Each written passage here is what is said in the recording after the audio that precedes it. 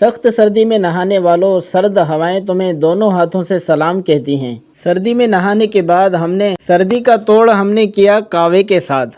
کاوا پیتے پیتے سردی ہو گئی گم اور ہم ہو گئے چست۔ چلتے ہیں کلاس کی طرف کیونکہ کلاس کا ٹائم ہو گیا ہے۔ کلاس میں ہمارے ہونہار شاگرد ہمارا انتظار کر رہے ہیں، جو کہ استاد کے آنے سے پہلے سخت شرارتوں میں مشغول ہوتے ہیں۔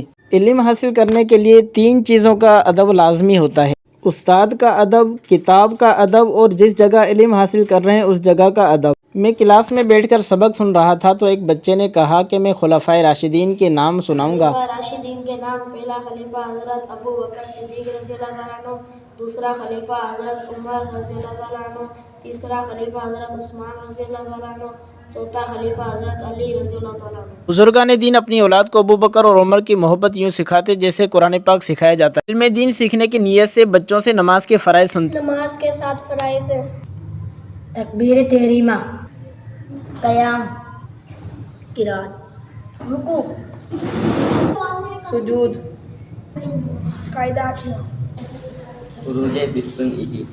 یہ ہیں نماز کے فرائض۔ اگر یہ نماز میں پورے نہ ہوں تو نماز نہ ہوگی۔ خوش رہیں، سلامت رہیں، آباد رہیں۔ ملتے ہیں اگلے ولاگ میں۔ اللہ حافظ۔